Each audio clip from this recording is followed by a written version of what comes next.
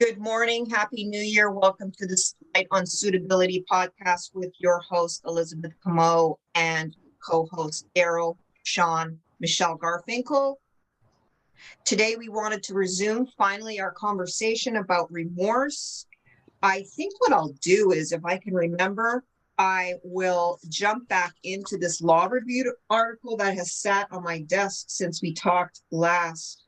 I don't remember where I left off, to be honest. Maybe Daryl remembers. He has a really good memory. I recall you were reading to us the definition of remorse from the perspective of from the law perspective, and then we gave our definition of remorse from the clinical perspective and how we took it in our recovery classes. One of the things I wanted to address, now that you're reminding me on that, thank you very much. You're right not to speak about the crime. And you do have that right, but sometimes these rights are in a vacuum, right? Because how is the commissioners going to really know and assess your remorse for any of your conduct? And how are they going to assess whether or not you understand the causative factors? Now, I'm not talking about someone who is innocent, has maintained innocence. I'm talking about you've done the crime and you're just don't want to talk about it because it's your right.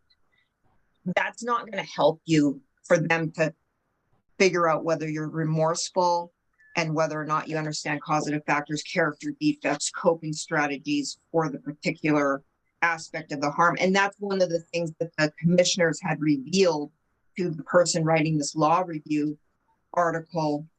And remorse is actually a factor of suitability versus sometimes we think about insight, lack of insight, factor of unsuitability, but remorse being an aspect of insight is actually affirmatively black and white provided in Title 15 as a factor of suitability.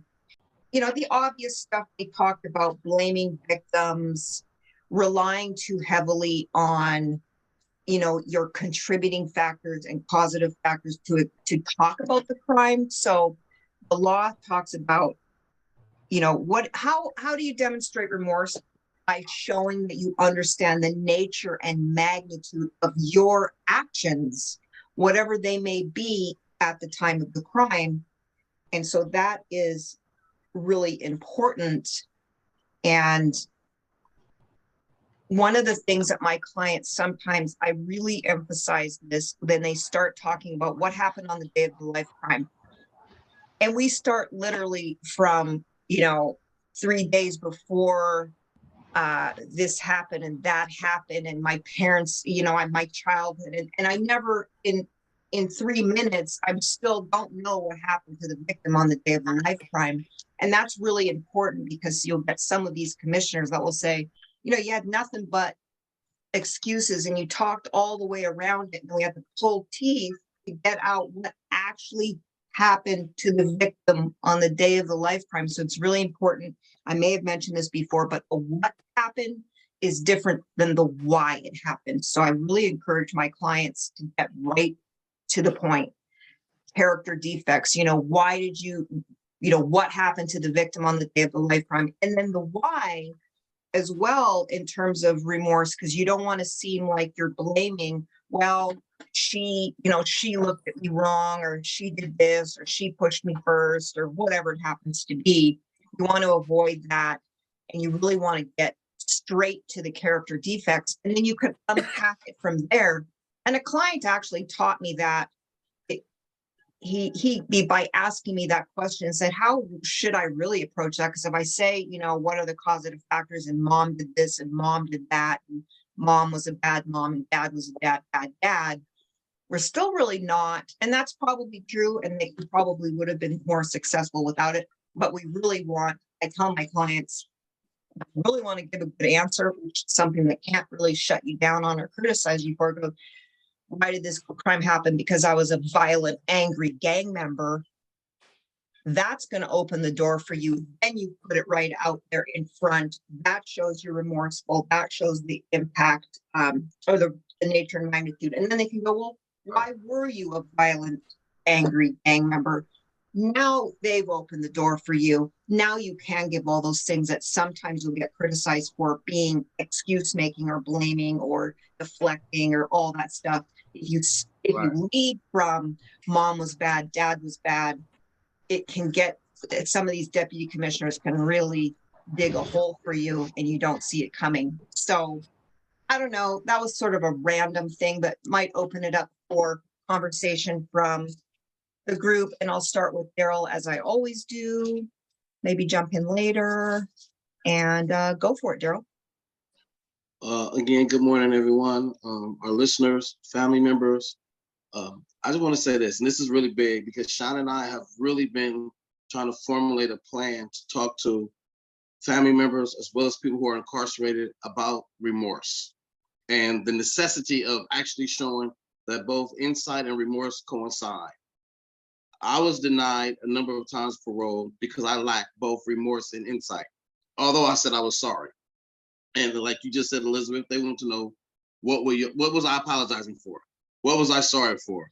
Don't tell me about my childhood and how I felt abandoned and who was I at that time and what did I do? So we learned, and Sean and I did many hours of reflection that our life was out of control, that we thought we were very courageous, big people who were weak, that we were really living a life of a coward. We were afraid to ask for help, and we agreed about this, and then we became even more cowardly the day that we committed the commission of our crime, which led to fatalities, I should say. So being remorseful is really embracing the distressful, agonizing feelings that arise as a consequence of the actions that we've caused, looking at the ripple effects, which most people don't think about because we only think about ourselves and the victim. We don't think about the family being impacted, society being impacted, children being impacted. So remorse, you have to really dig deep, and you also have to look at yourself to say, what am I remorseful for? First and foremost, is who I became, not just the action, because that was the end of it. But I had to have remorse for having the character defects and the cause of the factors that developed within me and not asking for help. When I was just talking to Sean about this a couple of days ago, we were talking about, the things that we went through, how we developed this remorse. And the biggest thing is being honest. Take the mask off, as Sean always said, and reflect on who the person is behind the mask. The one that when you don't get mail in there, when you don't get a card for your birthday or for some holiday, how you feel, that's the real you. So then you have to start digging deep into, take those layers down, dig deep and find out who was the real person.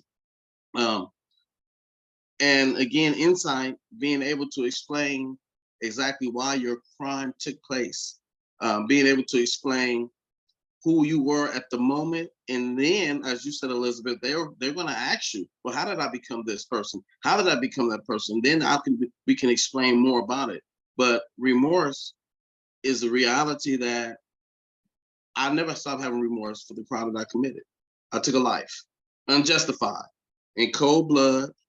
I had no regard for authority. I had no regard for the family. I had no regard for anything other than my self-gratification.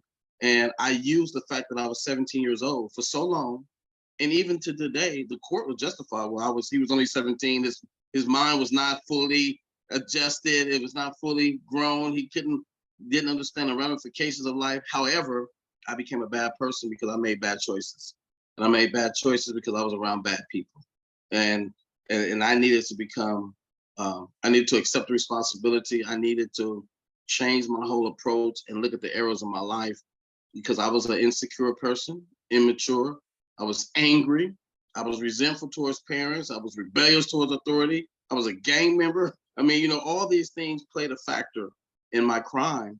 And I had to individually, step by step, understand them, identify them, create coping skills, just so I could actually be remorseful. I had to embrace it.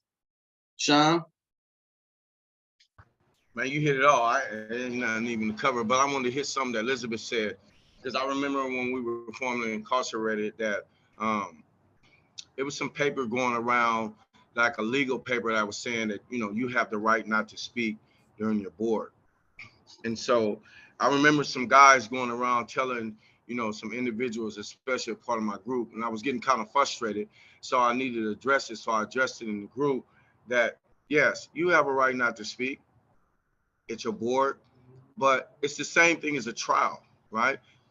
When you're going through trial, you have a right not to get on the stand, but you want your jury to hear you, right? And the same thing with the board. You want the board to hear what you have to say. And so, like Elizabeth said, if you don't speak, right, about what you went through, why you committed the crime, what's your causative factors, your external, internal triggers, right? Then if I'm sitting, and so I use an example, if you were sitting in their position, right, and a murderer or a rapist or whatever came before you, would you let them out to your family? Let's be honest. You know, we can say we hate the police and all them and be mad at them because they did our homeboys and people we know wrong. But the reality is that they have a big responsibility, right? And they took a big risk on me and Daryl and everybody else that they let out, right? And so they need to know that you are ready, that you have the mindset to come out in society and be a productive citizen. And so I told them if I was sitting in the seat, and even me not sitting in the seat, there's some guys in this room that I would never let out of prison. Still. That's why I'm not a commissioner. Still, right? So let's be honest, because there's some guys in there that hasn't changed, and my whole group was like, "Whoa, really? Like, really? Yeah, bro. Yeah, bro. I'm telling you, there's some people in this room right now that I would not let out of prison."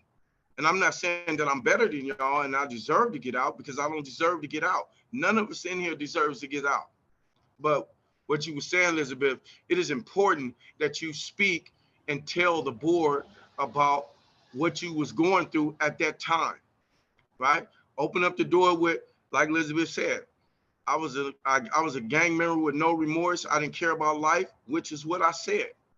And this is how I became like that. So that way I didn't blame nothing on my stepdad. My stepdad was abusive to me and my mother, beat us 2 or 3 times a week, right? And so I seen my older brothers, seeing what they were doing. I went to get in the gang just to protect me and my mother, but not realizing that what the gang holds and their belief system and everything that was going on, I ended up getting entrapped in that mindset and that belief system. And I just went on. Now, there's no excuse for me, as I told the board, because my mother raised me differently. She gave me opportunities. I made a conscious decision to stay with the gangs instead of going what I had planned to go in with the gangs, right? But I was too young, too small. My mind wasn't fully developed, but there's no excuse. I still made a decision to do what I did, right? I don't blame my stepdad. I don't blame anybody in my family. I don't blame the so-called homies from the neighborhood. I don't blame that. Because at any time, because I got family members, I got friends who walked away from the game, right? Who chose not when we rolled up on cats, you know what I'm saying, with our guns, and we was finna lay them down, and it was their turn to shoot. They was like, man, I can't do it. And we talked bad about them, right? Like, no, you better get some heart. You ain't gonna be a part of this. Me, I didn't want that. You know, as Daryl's story is, you know, his homeboys threatened him. Don't you never do that ever again, or we're gonna get you, right? And that was some of the things that we did, but still, I got some people who did not do it, regardless of the fact. So I made a conscious decision to be a part of that because I had low self-esteem and no daddy involved, you know. And so these older men, these older guys that we call big homies, was like father figures, and we looked up to them, and we wanted to impress them. We wanted to make them to feel good. And when they pat us on the back, yeah, Daryl, yeah, Sean, you know, y'all did good. That's what I'm talking about. Them my boys, right? It felt good. Even though I was getting that from my mother, but on a different aspect, right? But I didn't see it that way because my mind was undeveloped and I was just looking towards this man figure, and that's what I wanted. But I recommend, do not go to the board and say that, you know, whatever your amendment is, and I don't want to speak and all that, because you're not going to get a date. I wouldn't give you a date, period. If you're not going to tell me what was going on with your life and what was happening at the time of the crime and before the crime. You're not going to tell me what your internal and external triggers. Why should I let you out? Because all that tells me is that you really don't know you. That's what that tells me. You don't know you, so you coming up in here and you're trying to use the law against me, right? And so I'm not going to let you out. Matter of fact, I'm going to give you a 15-year to now, a long time to think about it. Really, right? Sean, let me get in a little bit, because you're hitting you're hitting the nail and it's just drilling in. I want to ask something, because we were remorseful for the crime that we committed. You're remorseful for a lot of the decisions that you made, but you and I know we had to become remorseful for becoming selfish. Yeah. I had to learn to become remorseful for being self-centered, for being immature when I had the opportunity to mature. But the biggest thing for me is I had to learn to show remorse for detaching myself from my emotions. Ooh. And because I tried to avoid the feelings of insecurity and inadequacies by joining the gang and pleasing people. But then one of the last things I had to do was say, you know what? I have to have remorse for wanting to please people, because the seeking to please people is what made me do the things that I did. So it's not just the crime in itself. And Elizabeth, Michelle, we have to become remorseful for the person that we allow ourselves to become based upon our new beliefs and our thought process. Yes. I agree. Michelle, Elizabeth? I want to add with that, with what you just said about being remorseful about the person you became. One thing I work on with my clients, especially clients in any kind of recovery or doing a 12-step program, one of the questions I always ask them is, have you made a list of everybody you've harmed and who's on your list? Because they'll ask you that in the hearing. And 99.9% of the time, everybody that's on that list is people from the commitment offense that they're in prison for. And then I have to explain to my clients that the 12 steps are for your entire life, not your life crime. So that list of who you harmed includes little Johnny down the street when you were 7, who you took his bike and threw a rock at him. And that's why it's a process. You know, there's a difference between being responsible and being accountable. And you have to know the difference, and you have to be both, because you can feel guilty for what you did, but until you feel shame for it, you're not going to change. And there's a difference, because guilt is, you know, you did something wrong. The shame is that you are wrong. And you have to know the difference, and you have to work on everything, not just while you're in prison now. Like 3 strikers, a lot of times they get upset because they've done time for their prior crimes. And that's very true. They've been punished. And unfortunately, we had that law. It's unfortunate. Most of the 3 strikers never got any kind of treatment or help. Most were on drugs, and most just got thrown away like garbage. I mean, I have clients that have never physically harmed a soul, like broke into empty buildings type of burglaries and got 100 to life. And that's really difficult. And those are the guys that sometimes don't do as much soul searching and work because they didn't kill anybody. They didn't rape anybody. And they have to really dig deep to try to figure out, well, where is my remorse? What am I remorseful for? And that again is making another list. I'm very big on my clients doing worksheets and journaling and that type of stuff, because you have to figure out how you became that person. How did you even start using drugs in the beginning, if that's what it was? How did you tell yourself it was okay to violate somebody's home? And then do you understand what that violation does to a person, sometimes for a lifetime, even if they weren't physically harmed? And it's not really until then that you can feel the guilt and the responsibility and turn it into accountability and shame in order to understand where the factors are that cause the behavior to fix them. And until you can identify where it all came from and find a way to fix it through programs, through book reports, you can do it on your own. There's something out there for every causative factor.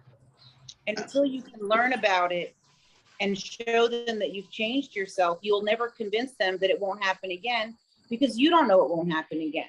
You know, guys can stay sober for 30 years in prison without ever going to a meeting and think they're okay and get out and relapse. There is a small percentage of people that can quit cold. I know a gentleman that was in the service. He's never been to prison, but he was a severe alcoholic. He quit cold about, I think it's been almost 50 years now, and he was able to do it. But the majority of people cannot do it without help. He had Absolutely. to do it because it was going to kill it. So that was a motivating factor. So you really just have to dig deep, way back, and you have to, everything you do that you're working on with yourself is not just for the commitment offense, the life crime, whatever you're there for. It's for your entire life. That's why we preach about the relapse prevention plans are not for the board. They're for you to take home and keep working on them and keep working on them and keep adding to them because they're for your life, not your life crime. I love the way you said, because I know a lot of three strikers in there, right? And so I was locked up with the first three striker in the state of California who just stole something and he got a lot of time, right? Yep. And so it would be hard, right, to say, well, I stole a bicycle or I broke into a house just to stay warm, right? Or you ate a grape in the grocery store. That's right. Soda, right. Yes. Right. And so I used to tell them, me and Daryl, we would tell them, don't focus on that right now. Focus on what made you to where, what got you to the point that you think it was okay to go into the grocery store and just eat a piece of grape? What got How did you give yourself permission? How did you give yourself permission? Exactly. Right. And then that will open up the door for what you did. Yeah, you broke into the house so you can sleep and be warm, right? But how you know when nobody in the house? Okay, you know the house is vacant, but still, I'm an owner of my house. I come to my house or I send my wife or my kids to the house to check the house out, right? And I walk in there and there's a stranger in there, right? Everybody is built differently, right? And that's something that we need to understand. So everybody deals with traumatic situations differently than how we would deal with it. So that can be very traumatic. Walking in the house, there's a person living in the house, scared the crap out of you. Now you're scared. So now when I send Michelle to the house, Michelle's like, come on, Sean, I need you to go with me. Now to the other people, like, why? That person ain't in the house no more. But that experience scared the crap out of you. And you're like, I'm not going through that no more. Because in your mind, you're saying, what if he would have jumped up and killed me or raped me? You don't know. And so the mind goes into a whole nother place. And so that's beautiful with the three strike thing, because there's a lot of people in three strikes that didn't commit violent crimes and stuff like that. That's just, stealing. But stealing still traumatizes people. Just like if I go in the store and I steal out of a store, right? That person that owns the store, it might not traumatize him, but you are affecting him financially because he's paying for that product, right? And so your little steal of a bag of chips or some canned goods, that's one thing. But imagine 100 people, 200 people, 300 people went in out of a week and stole. He's going to feel that effect. And so are his customers, because he's going to raise his prices to make up for his loss. So now you've hurt your entire community. Exactly. The ripple effect. Additionally, yep. Exactly. A lot of, and again, because remember, our listeners are not just people whose family members were committed for murder. Our listeners are people who also family members are three strikers. And what I learned also, I do want to address this, thank both of you for mentioning this, because the crime was not as quote unquote severe, we tend to minimize our role in the responsibility. But one thing we do know is that small crimes lead to bigger crimes. And if you feel that I can get away with doing small things, then eventually I may do something that could be so detrimental that people would have said we should have kept them the first time we had them. And that's why a lot of the three strikers were people who had small crimes initially, but they progressed. So the law said, hey, instead of just waiting for them to progress to being a murderer, we're going to put them away so they can have an impact by the murderers. And it's a double-edged sword, and I don't agree with it. I really don't. However, the law is the law.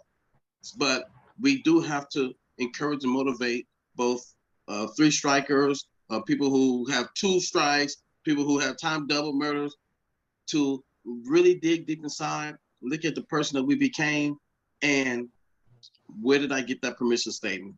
Because I remember, I know what gave me the permission statement. And then my permission statement was not even justified because I called him survival. And I didn't need to survive. I wasn't in the jungle. I wasn't in a war. I could have went to another community. So I had to regroup and say, no, that wasn't even what it was. You know, my thing was I wanted to please the wrong people. I wanted to please the wrong people. And I wanted to become a part of something that was bigger than me. And I wanted to be something because like Sean said, we had that little man's thing, you know, that little man thing was going on, you know, and that's enough right there to create a monster when you have a short man's complex. Very. Yes, indeed. Elizabeth, I was going to say something that Daryl recapped on, but I forgot it. Go ahead, Elizabeth. Same. He just said something I was going to chime in, and now I can't remember what it was. Me too, I forgot it. I was like, wait a minute.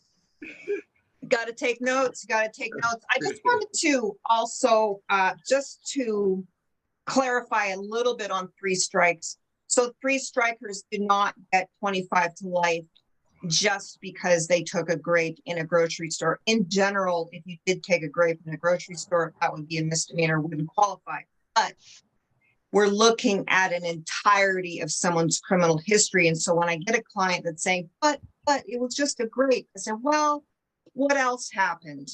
Well, oh yeah, as you were taking the grape, someone said, stop right there, Mr. So-and-so, and things got a little messy, perhaps. But it's very rare for someone to get 25 to life for just the grape. So if you look back on their history, it was the serious and or nonviolent felonies that created that problem in their life to begin with. And it's the revolving door and the escalation, as was mentioned as well. And you have a judge going, you know, you got 3 years and you got a 2 year and you got a 5 year and now you got a 4 year, and it just never adds up, Mr. So-and-so or Mrs. So-and-so. So I really have to protect from that next one that might escalate. And that's on my shoulders now because I didn't respect the public's wishes for at the time, it's no longer that, but the 3 strikes, you're out. So it's very rare. It did happen, but it would be very rare for a judge not to strike the additional strike and maybe just land you with the 2 strikes or something, and grant that Romero motion because you do just have a string of burglaries in abandoned houses. I just don't want to leave the public with that misperception because we do get a lot of excuses from our clients saying, but I'm a nonviolent. So yeah, that's true, but you're a revolving door.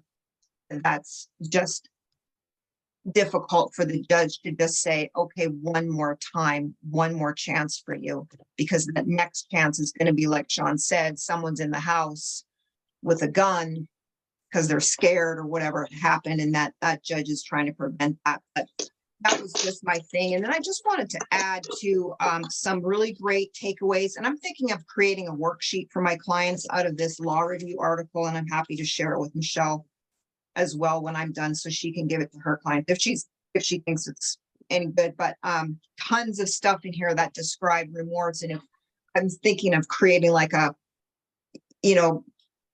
like those domestic violence worksheets or cycle of violence worksheets or other worksheets, because then you can really see that remorse isn't just like, oh, I feel bad for my conduct. This article really tells you what the commissioners think remorse is, and it's not, I'm sorry.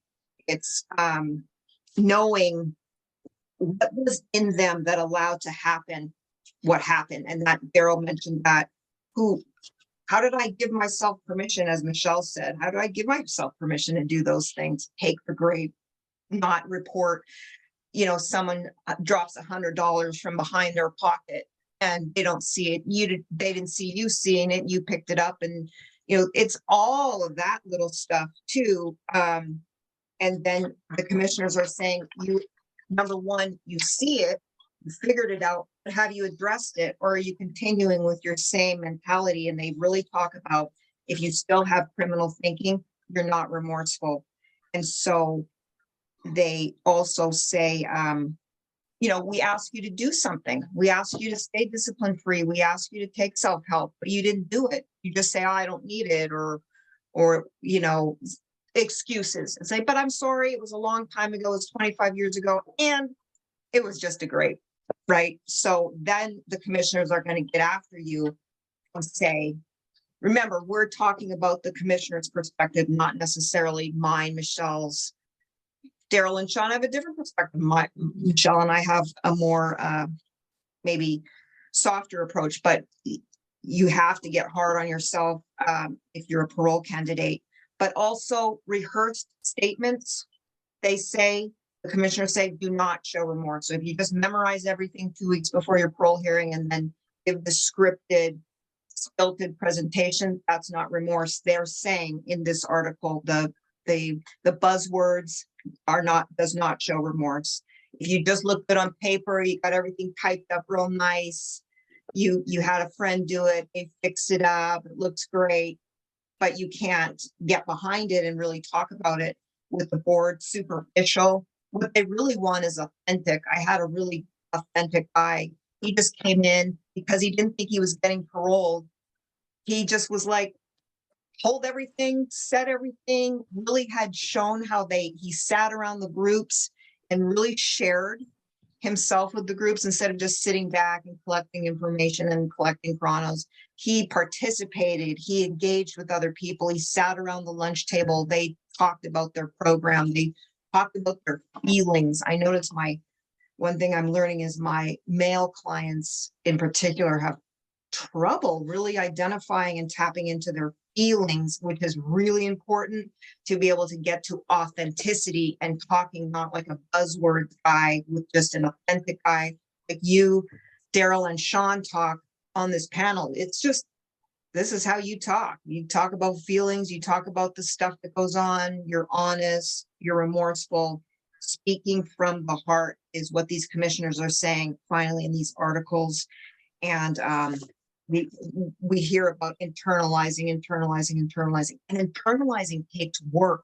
It's not just something you can learn by taking the class, getting the content down, and then getting the certificate. It's something that's deeper. It's like talking about things over and over and over again. And I remember doing this trial one time with a friend of mine, and she was so good at it. She would just look at the evidence over and over and over again.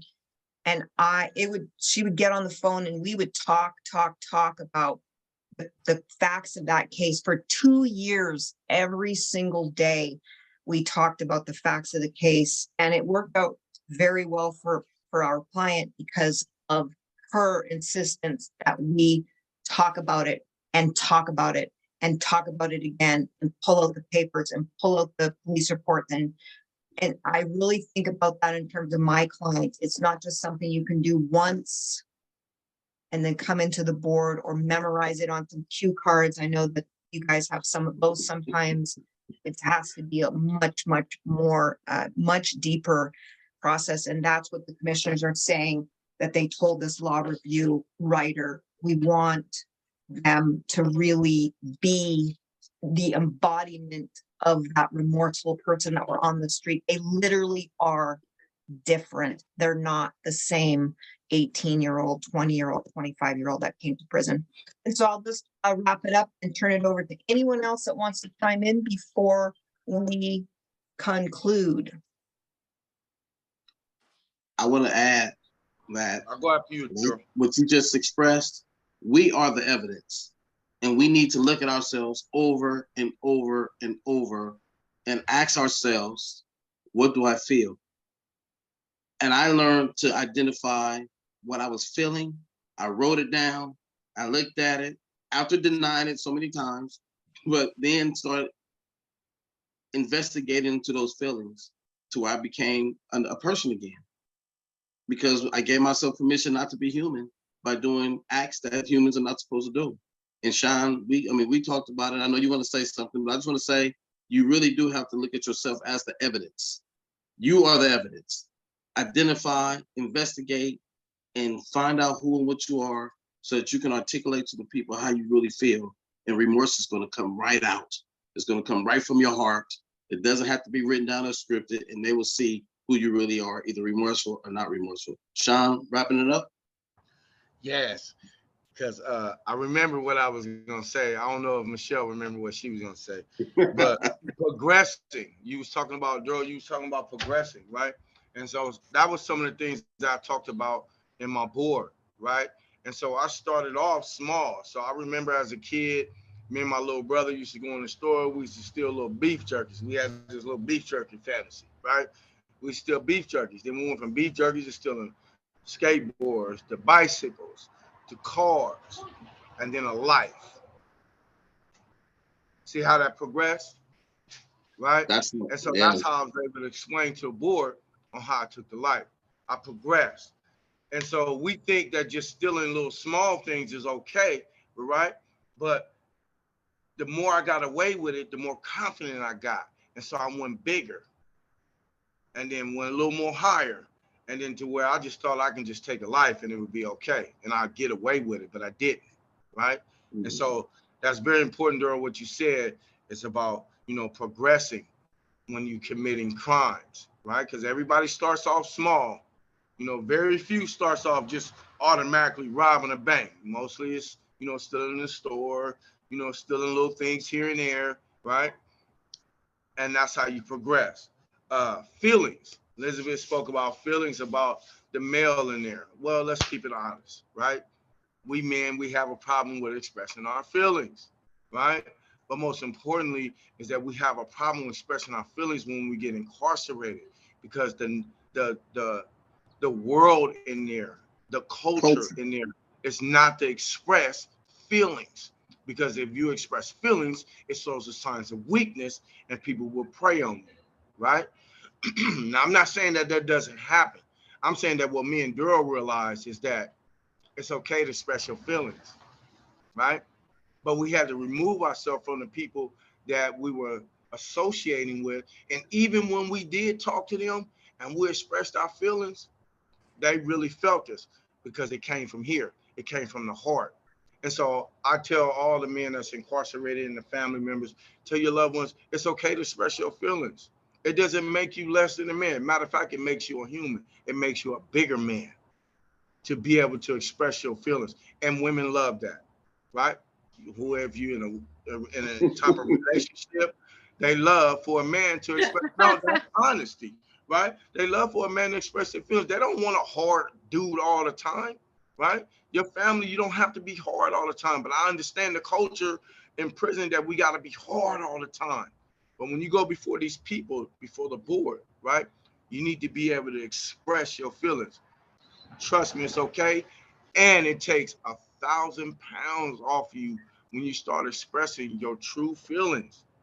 It takes the weight off you. It's like carrying a backpack full of rocks, climbing up to one of the most highest mountains in the world.